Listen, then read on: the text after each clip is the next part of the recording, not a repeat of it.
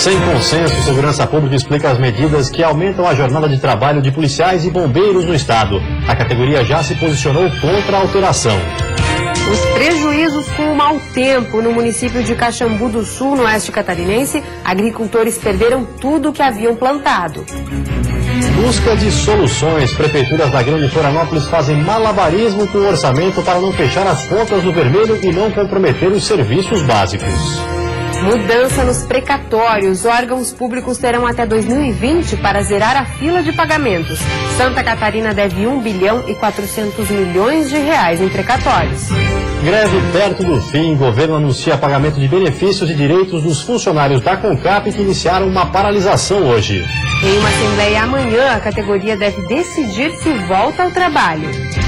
Band Cidade desta quinta-feira já está no ar.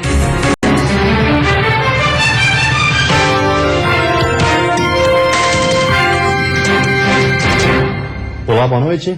Olá, boa noite. A cúpula da Segurança Pública explicou hoje em entrevista coletiva as medidas que aumentam a jornada de trabalho de policiais e bombeiros. A polêmica é a escala de trabalho de 24 horas de serviço por 48 horas de descanso na PM em mais de 100 cidades catarinenses. Em entrevista coletiva, o secretário de Segurança Pública, César Gruba, falou sobre a jornada de trabalho da PM e do Corpo de Bombeiros de Santa Catarina. A medida provisória regulamenta a escala de trabalho de 24 horas de serviço por 48 horas de descanso. É uma escala que sempre existiu dentro da Polícia Militar e dentro das nossas corporações militares em Santa Catarina e nos demais estados da Federação. Se for para perguntar se é uma escala ideal, talvez não seja a escala ideal 24, 48 horas, mas é uma escala que vai ser aplicada em Santa Catarina na excepcionalidade, apenas quando for estritamente necessária em determinados eventos ou por um tempo determinado. Segundo o secretário, a aplicação da medida é motivada pelo baixo efetivo da PM e bombeiros e que quando o Estado atingir um número adequado, outro tipo de escala será aplicado. Já a Associação de Praças de Santa Catarina, a Prasc, considera a jornada de trabalho excessiva e afirma que ela descumpre um acordo feito em 2013. A Prasc já iniciou uma mobilização e estão previstas manifestações contra a escala de trabalho de 24 horas de serviço por 48 horas de descanso. Nessa negociação que foi feita lá em 2013, 2014, o governo assumiu o compromisso de extinguir essa escala. Nós acreditamos nisso. A partir de agosto de 2015, aliás, a escala seria extinta na Polícia e no Bombeiro Militar. Isso não aconteceu. O governo não cumpriu com sua parte no acordo. Segundo a Polícia Militar, a escala deverá passar ainda por análise e autorização prévia do comando. Para isso, as solicitações deverão ser justificadas e verificadas individualmente pelos comandantes regionais. Todas as escalas que foram colocadas, aportadas dentro da medida provisória, são escalas que vêm ao encontro tanto do efetivo policial como da sociedade. Era aplicada uma escala mais rigorosa, era 24 por 24, em torno de 25 anos para cá é que a escala passou para 24 por 48 em todo o estado e a maioria dos estados brasileiros é assim. A medida deve ser adotada em mais de 100 cidades catarinenses e a data limite para aplicação é 30 de novembro. O maior hospital da Serra Catarinense está com acesso prejudicado. Pacientes que precisam se deslocar de um andar para o outro enfrentam dificuldades porque o único elevador disponível apresenta problemas. Um elevador está parado desde o início do ano e o outro, o único disponível, começou a apresentar problemas com frequência. Ricardo conta que o pai está há quase um mês tratando de um câncer na unidade e que na última semana o elevador deixou de funcionar 2 dias. Uma pessoa que esteja no quarto, quinto andar, como que vai descer cadeira de roda por escada ou maca? Não tem. Dá, né? Não dá. Desde semana passada, os pacientes têm relatado os problemas com o único elevador que dá acesso aos 5 andares do prédio, onde estão setores como o centro cirúrgico, centro obstétrico, UTI neonatal e a Unacom, onde os pacientes de câncer são atendidos. E o Hospital Teresa Ramos é o maior da Serra Catarinense e atende não só a região da Serra, mas também do Meio Oeste e Vale do Itajaí. A Vera está com a mãe internada no hospital desde domingo e conta que a situação está ficando insustentável. Nesta foto, a mãe dela aparece numa cadeira esperando o elevador voltar a funcionar para então poder subir para o quarto, depois de ter feito um exame. O exame a gente desceu para fazer, o exame demorou 10 minutos E a gente ficou das 11 até as 3 e pouco da tarde lá embaixo, minha mãe sentada numa cadeira, esperando o elevador. Hoje pela manhã o problema voltou a acontecer. A mãe dela estava à espera do funcionamento do elevador para ir para outro andar e realizar mais exames, que são fundamentais para se chegar a um diagnóstico sobre o que está acontecendo com ela. Hoje não está funcionando de novo, ela tem outra ultrassom para fazer e não foi cancelado porque o elevador não funciona. Nossa equipe entrou em contato com a direção do hospital, que não quis comentar sobre a situação. Através de nota, a Secretaria de Estado da Saúde disse que está providenciando a licitação para o conserto do elevador. E você vai ver depois do intervalo, funcionários da Companhia de Limpeza da capital entram em greve. E os prejuízos causados pelo mau tempo nas lavouras do Oeste. Alguns agricultores perderam tudo o que plantaram.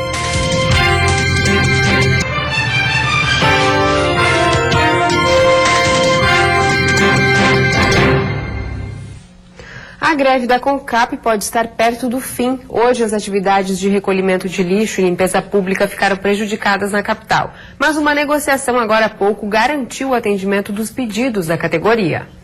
Paula é auxiliar operacional da CONCAP há 5 anos. Na última consulta do pré-natal, ela descobriu que a empresa estava em atraso com assistência em saúde. Os planos para a primeira gestação tiveram que ser mudados às pressas. A gente se planeja para uma coisa e não dá certo, né? Então a gente estava planejado certinho para fazer pela particular, como foi todo o meu pré-natal. O parto aconteceu na rede pública e tudo correu bem, mas o casal teve que desmarcar todas as consultas de acompanhamento que estavam agendadas. Eles fizeram uma dívida de quase R$600 e terão que usar o 13º salário para acertar as contas. Não é muito para quem ganha bem, né? Mas para quem vive no limite, igual a maioria dos brasileiros, é difícil conseguir esse valor de última hora. Na sede da Companhia Melhoramentos da capital, que tem cerca de 1.700 servidores, uma reunião agora à tarde tentou resolver o impasse.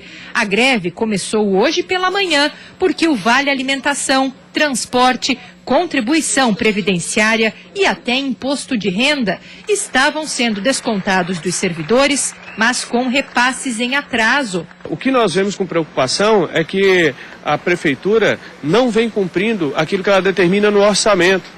Então, ela tinha um orçamento para a CONCAP que ela executou, não chegou a executar 70% desse orçamento esse ano ainda. O presidente da CONCAP atribuiu o problema às dificuldades financeiras e à queda na arrecadação da prefeitura, mas garantiu a normalização dos direitos e benefícios dos servidores e acredita que os serviços não serão prejudicados. O prefeito chegou de viagem hoje, né, e imediatamente tivemos a reunião com o comitê gestor e determinou o pagamento. Então, aquilo que estava sendo reivindicado pelo sindicato, como uma questão de direito, inclusive, né, está sendo pago hoje. Com a autorização da Prefeitura, a Secretaria da Fazenda deve fazer o repasse de R$3,5 milhões. A medida deve quitar as dívidas com os trabalhadores. Uma assembleia está marcada para amanhã, às 7 horas da manhã, e pode definir o fim da greve. Por dia, as equipes da CONCAP recolhem cerca de 600 toneladas de lixo na capital. A chuva de granizo que atingiu a região oeste no final de outubro trouxe prejuízos para a agricultura local. No município de Caxambu do Sul, agricultores perderam tudo o que haviam plantado. Caxambu do Sul ainda está em situação de emergência. A chuva de granizo que caiu na região no dia 22 de outubro causou danos nas edificações. Neste ponto, uma rajada de vento destruiu essa arquibancada. Já está sendo ajudado, já foi ajudado. A gente conseguiu em torno de 1.700 folhas de brasilite, né, as quais já foram praticamente todas distribuídas. Na agricultura, os prejuízos chegam a R$1.400.000. Cerca de 50% da população daqui vive no meio rural. Todos foram atingidos. Seu Wilson tinha 24 hectares de milho e 22 de trigo. O prejuízo para ele chegou a R$150.000. Ele perdeu tudo o que havia plantado. Tentar refazer de novo o que a gente tinha, né? Uma das culturas mais atingidas na região foi o trigo, por estar num processo de maturação. Por isso, toda a plantação foi perdida. O jeito agora é arrumar outras alternativas e plantar outras culturas no lugar. Plantar soja, né? O trigo já foi, não tem mais o que fazer, né? É só plantar soja. Nesta propriedade, a perda foi de R$100 mil. Seu Evelino havia plantado 3.800 pés de melancia. Dos 2.000 pés de repolhos plantados, ele conseguiu colher apenas 400. É plantar de novo. Até assim, o repolho dá sem como plantar, né? Mas ainda tem, mas o pior de tudo é a melancia, né? Que já não é para boa de plantar. Então não vale a pena tu investir mais na cultura da melancia, mas seria agora repolho mesmo. Outras culturas também foram afetadas, como a pastagem e os hortifrutigranjeiros. A questão maior foi na agricultura, o município não tem como dar auxílio, porque tem hoje o seguro agrícola que o agricultor deve fazer. E a chuva deve dar uma trégua para os catarinenses, pelo menos nesta sexta-feira. O céu deve continuar nublado, mas com possíveis aberturas de sol no decorrer do dia. As temperaturas seguem um pouco baixas para essa época do ano, com mínima marcando 8 graus na Serra. No Vale do Itajaí e Planalto Norte, mínima de 11 graus. No litoral sul e norte, o amanhecer fica entre 13 e 14 graus. Na Grande Florianópolis, as temperaturas variam entre 16 e 19. E o oeste registra máxima de 24 graus. Divulgada a nova pesquisa da Confederação Nacional do Transporte sobre as condições das rodovias em Santa Catarina. A maior parte da malha viária foi considerada deficiente. Os buracos estão em grande parte das rodovias. Algumas apresentam muitos problemas, outras nem tanto. Mas o que a pesquisa da Confederação Nacional dos Transportes revelou não foi nenhuma novidade para muitos motoristas que utilizam a malha viária do estado.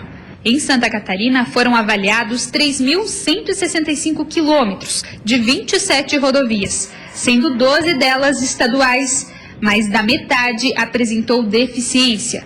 Entre as SCs com avaliação ruim estão a 303, 350 e 473. A SC 480 teve avaliação regular. Já entre as rodovias federais estão entre ruim e regular as BRs 282, 163 e 480. As BRs 101 e 116 foram classificadas como boas. Durante os meses de junho e julho foram avaliados em todo o país mais de 100 mil quilômetros da malha viária. Dentre os quesitos avaliados estão a qualidade e o estado do pavimento, da sinalização e da geometria das vias. E todo esse estudo chegou a uma conclusão. Está na hora de priorizar o setor, que há 20 anos não recebe recursos suficientes para garantir a qualidade em larga escala das nossas rodovias. Em função dos problemas na malha viária, o custo para o transporte rodoviário aumenta 28,6% em Santa Catarina. Segundo a pesquisa, essas deficiências resultaram em prejuízos tanto para os usuários quanto para o governo.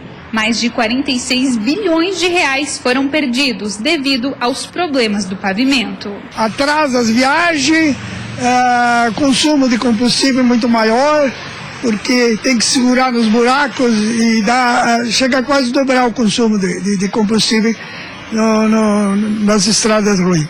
Problemas que também agravam a falta de segurança das pessoas, já que as condições das estradas contribuem para o risco de acidente. A rodovia tendo uma estrutura melhor, vai trazer uma comodidade, uma segurança maior para eles. E você vai ver depois do intervalo, Regata Jacques Vabre, mesmo com alguns abandonos, os primeiros barcos da competição devem começar a chegar amanhã em Itajaí. Carnaval 2015, faltando 3 meses para os desfiles, 4 escolas intensificam os preparativos no meio oeste. A estrutura para o público vai ganhar mais espaço esse ano.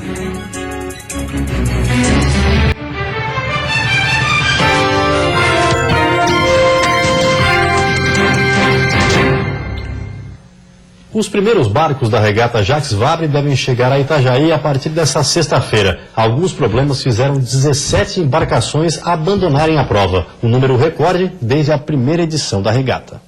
A maior regata transatlântica do mundo é uma verdadeira superação de limites.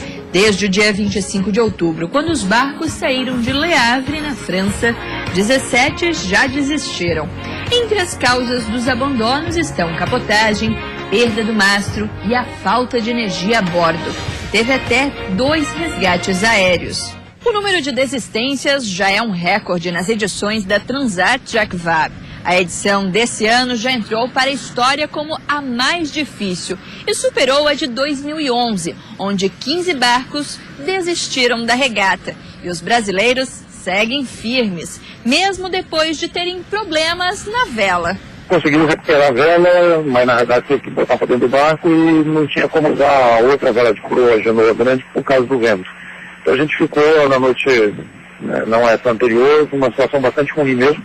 O que prejudicou, a gente teve que ir mais a favor do vento, a gente foi só com a vela mestra, né? Agora a dupla de brasileiros trocou a velocidade pela segurança. Eles se afastaram da fotinha. O campeão olímpico Eduardo Penido e o seu parceiro Renato Araújo se mantêm na 6ª posição entre os barcos da classe 40, a bordo do Zetra. Para o líder Le Conservateur, da classe Ultime, são 1.300 quilômetros. A gente não está voltando 100%, estamos poupando um pouco o barco, mas estamos na chegada. Por enquanto, 25 barcos permanecem na competição. E são os da classe Ultime que devem chegar a Itajaí a partir dessa sexta-feira. Com 3 cascos e medindo entre 21 e 32 metros de comprimento, os barcos são considerados os gigantes dos mares. Quando aportarem na cidade, os competidores terão percorrido 10.000 quilômetros, a maior distância entre um país produtor de café e a França. E falta um pouco mais de 3 meses para o Carnaval. E em Joaçaba, 4 escolas passarão pela Avenida 15 de Novembro. Mas além desse trabalho, a Liga das Escolas de Samba segue preparando toda a estrutura para turistas e foliões. Vão ser 5 noites de Carnaval, sendo 2 com desfile das escolas de samba. Faltam aproximadamente 3 meses. Parece distante, mas não para quem está organizando a festa. A Liga ela não para, ela faz 6 meses que começou seus trabalhos. Nós estamos intensificando agora a avenida, a arquibancada já está tudo certo. A novidade é que esse ano vamos ter uma arquibancada moderna, toda ela treliçada, né? Vai ter mais camarotes e vai ter mais arquibancada. A ideia nossa é de chegar aproximadamente com 1.000 lugares a mais do ano passado, para dar uma maior comodidade também a todos, né? E também para a gente poder ter um volume maior de pessoas na avenida, já que a gente tem no último o carnaval em torno de 6.000, nós queremos chegar a 7.000, 7.200.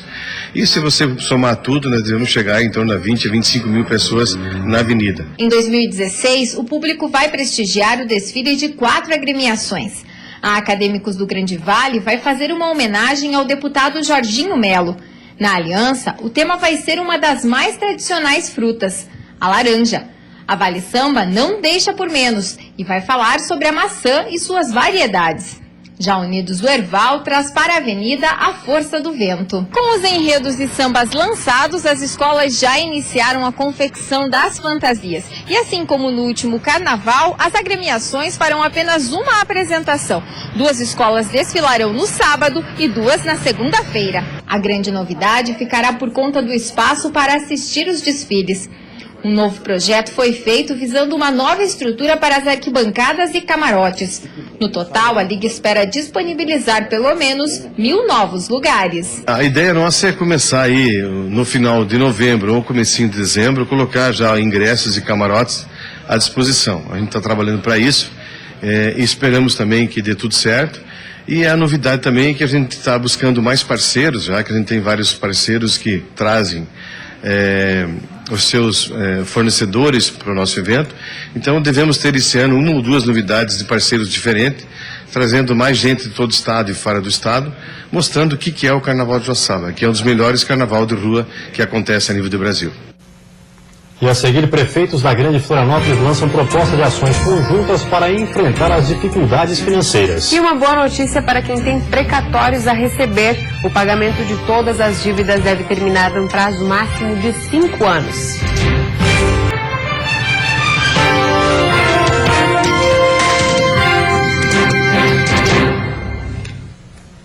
Prefeitos da região da Grande Florianópolis lançaram uma carta à sociedade e uma lista de ações conjuntas para enfrentar os problemas financeiros.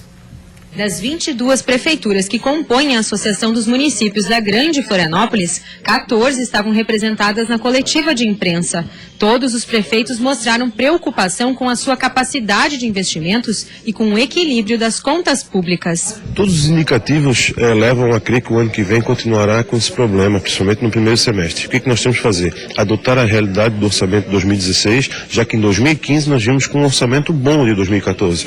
E agora para 2016 nós temos que realmente fazer com que esse orçamento encare mais a realidade financeira. As prefeituras estão tentando encontrar soluções para não fechar o ano com as contas no vermelho. Mas a Adeliana Dal Ponte, do município de São José, alerta que os cofres já estão no limite. Se as parcelas que estavam previstas para chegar no município não têm acontecido, o prefeito de qualquer cidade tem dificuldade para honrar esses compromissos. E nós estamos no limite. É a Prefeitura de São José e tantas outras nesse país. O lançamento da Carta Aberta à Sociedade foi motivado pela queda da arrecadação, aliada ao atraso dos repasses dos programas estaduais e nacionais. Isso gerou aos cofres dos municípios catarinenses um prejuízo de aproximadamente 292 milhões de reais. Só aqui para a Grande Florianópolis, o prejuízo já chega a quase 50 milhões. Para os municípios, sobra 17% de tudo o que é arrecadado no território nacional. E os prefeitos avaliam esta fatia como muito pequena em relação ao tamanho de suas responsabilidades. E por isso, cortes começam a ser feitos em todas as cidades da região da Grande Florianópolis, como redução de salários dos prefeitos, secretários, das horas extras e das gratificações. Para que a gente possa reduzir o maior número de recursos para que a gente possa honrar os serviços essenciais da administração. A carta solicita também que os parlamentares federais e estaduais se empenhem na aprovação do novo Pacto Federativo com a intenção de melhorar a fórmula da divisão da Receita Nacional. E uma boa notícia para quem tem precatórios a receber. O pagamento de todas as dívidas deve terminar num prazo máximo de 5 anos. Quem entrou na justiça contra o poder público e ganhou o direito de receber precatórios sabe que a espera pode ser longa, mas as novas regras definidas pelo Supremo Tribunal Federal determinam que essa fila deve ser zerada nos próximos 5 anos. Na questão das demandas contra a Fazenda Pública, o que acontece? Mesmo depois de julgado, de chegado ao fim esse processo e apurado o valor devido, não há como se penhorar um bem público, não há como se penhorar uma praça pública, um edifício da prefeitura. Então é necessário formar o instrumento do precatório. E esse precatório é encaminhado ao tribunal. Em Santa Catarina, de acordo com a assessoria de precatórios, a dívida é de cerca de 1 bilhão e 400 milhões de reais. Já os municípios catarinenses precisam pagar 2 bilhões e meio de reais. O Tribunal de Justiça de Santa Catarina, neste ano de 2015, ele chamou diversos municípios do estado, propondo uma antecipação no pagamento desses débitos, ou seja, e foi feliz com a iniciativa porque mais de 90% dos municípios que foram chamados acabaram de uma forma ou de outra aceitando a antecipação da liquidação desses débitos. A decisão vale a partir do ano que vem. Até 2020, os gestores públicos terão que reservar parte do orçamento para quitar as dívidas já existentes e os novos precatórios que serão determinados pela Justiça. A intenção é que a partir desses 5 anos não existam mais filas e que as contas sejam pagas sempre em dia, num prazo máximo de apenas 1 ano. Para o presidente da Comissão de Precatórios da Ordem dos Advogados do Brasil em Santa Catarina, a mudança que reduziu pela metade o tempo que a União, os estados e os municípios têm para pagar as dívidas é positiva, sobretudo porque terá o acompanhamento do Conselho Nacional de Justiça. O CNJ é um órgão fiscalizador, junto também com a OAB, que também fiscaliza, né? Veja que o CNJ deve regulamentar também essa modulação do Supremo, porém o CNJ aplica sanções num eventual descumprimento. Aqui no estado, todos os processos judiciais e a fila de espera para o pagamento dos precatórios podem ser consultados no site do Tribunal de Justiça. Os valores são quitados por ordem cronológica. E vem aí o Jornal da Band. Uma ótima noite para você. Até amanhã. Boa noite.